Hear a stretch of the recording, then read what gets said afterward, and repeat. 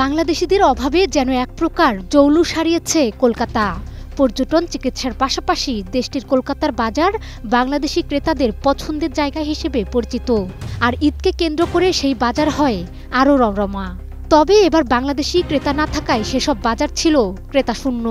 শুধু তাই নয়, কলকাতার মিনি বাংলাদেশ এলাকা, যেখানে একসময় বাংলাদেশি পর্যটকদের ভিড় লেগে থাকত, কিন্তু সেটা এখন এক ভয়াবহ বিপর্যয়ের মুখে দাঁড়িয়ে।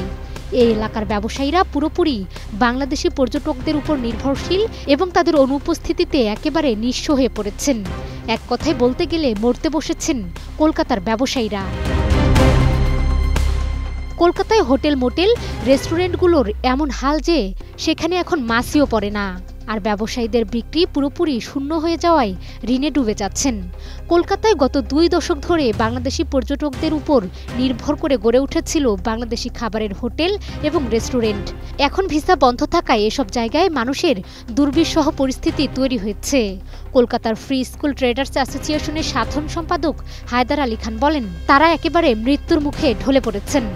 বাংলাদেশি পর্যটকরা না এলে তাদের বাঁচার কোনো উপায় নেই।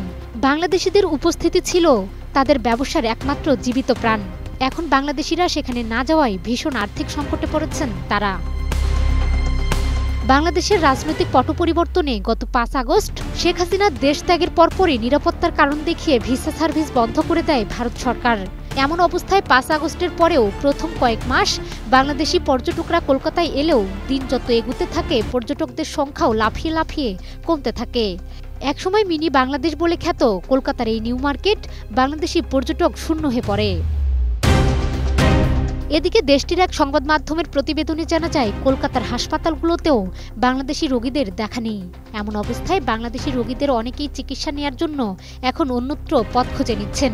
এ সময় চীনও এসে বাংলাদেশের পাশে দাঁড়িয়েছে। বাংলাদেশি রোগীরা তাই ভারতে না গিয়ে চীনের হাসপাতালগুলোতে ছুটছেন। বাংলাদেশে পরিবর্তিত রাজনৈতিক পরিস্থিতি এবং ভারতের ভিসা না পাওয়ায় বাংলাদেশি ক্রেতারা কলকাতায় আসতে পারছেন না। তবে চিকিৎসার ভিসা নিয়ে কলকাতায় আসা 2-4 জন বাংলাদেশি পর্যটক বলছেন, কেনাকাটা করার আগ্রহ হারিয়ে ফেলেছেন। আর এই পরিস্থিতিতে ক্ষোভে ফুঁসছেন কলকাতার ব্যবসায়ীদের একাংশ। তারা দুষছেন ভারতের প্রধানমন্ত্রী নরেন্দ্র মোদী ও বাংলাদেশের ক্ষমতাচ্যুত পলাতক সাবেক প্রধানমন্ত্রী শেখ হাসিনাকে। অনেকেই মনে করছেন নরেন্দ্র মোদীর উচিত হয়নি হাসিনাকে আশ্রয় দেওয়া, যার কারণে 2 দেশের মধ্যে বিদ্বেষ তৈরি হয়েছে। আর তার ফল ভুগছেন কলকাতার ব্যবসায়ীরা।